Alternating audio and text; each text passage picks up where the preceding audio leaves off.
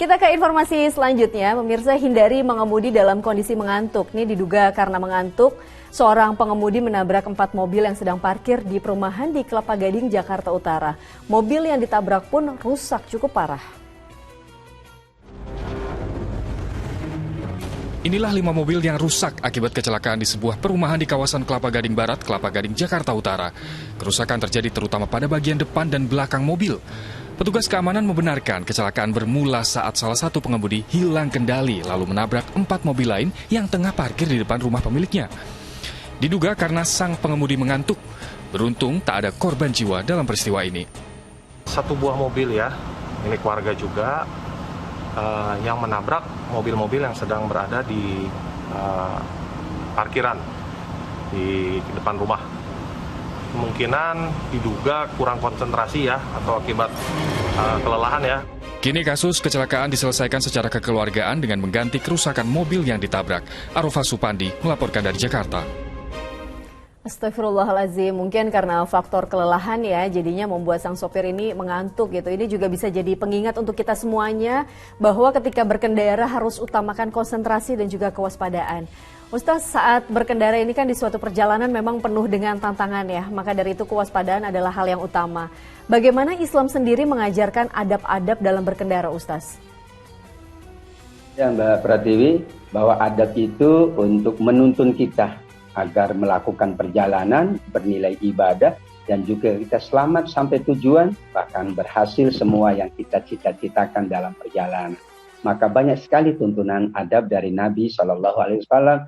Yang paling pokok adalah kita berniat bahwa perjalanan ini adalah perjalanan yang baik.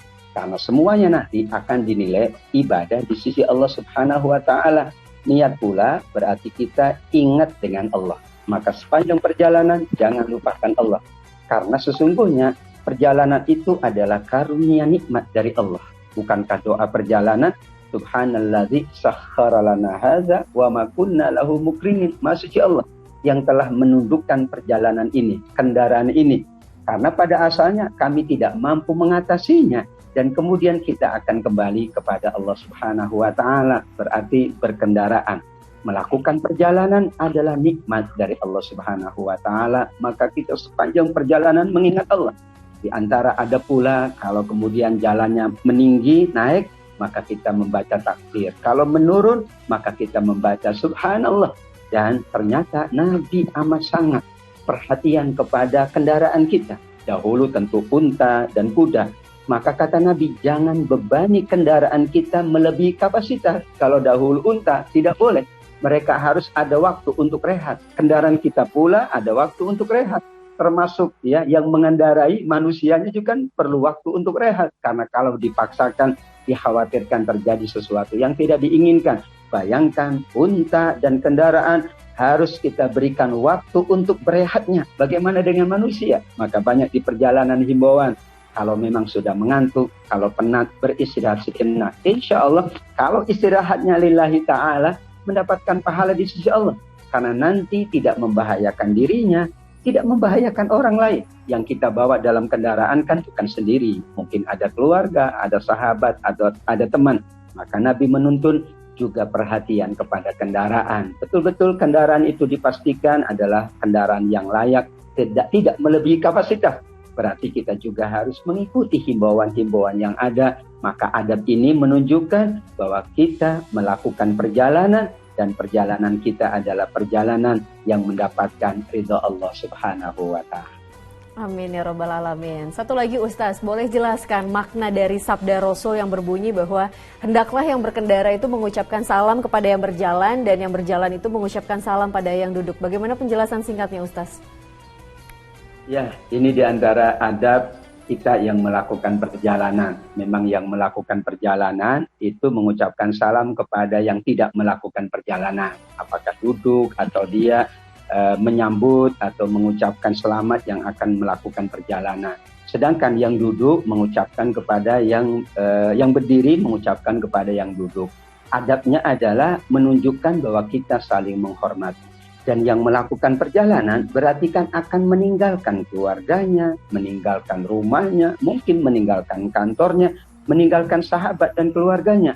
maka itulah ucapan keselamatan, doa kesejahteraan kepada yang tidak melakukan perjalanan.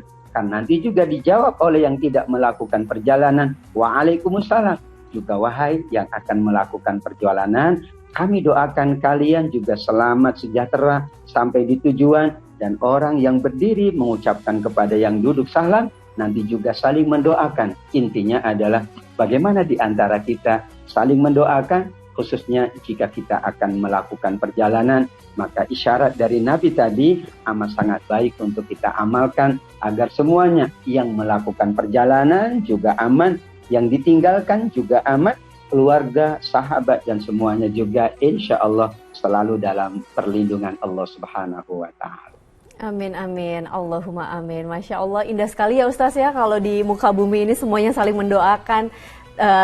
Sesepele, sesingkat kita mengucapkan salam ketika kita bertamu ataupun ketika kita ingin pamitan dari rumah tersebut.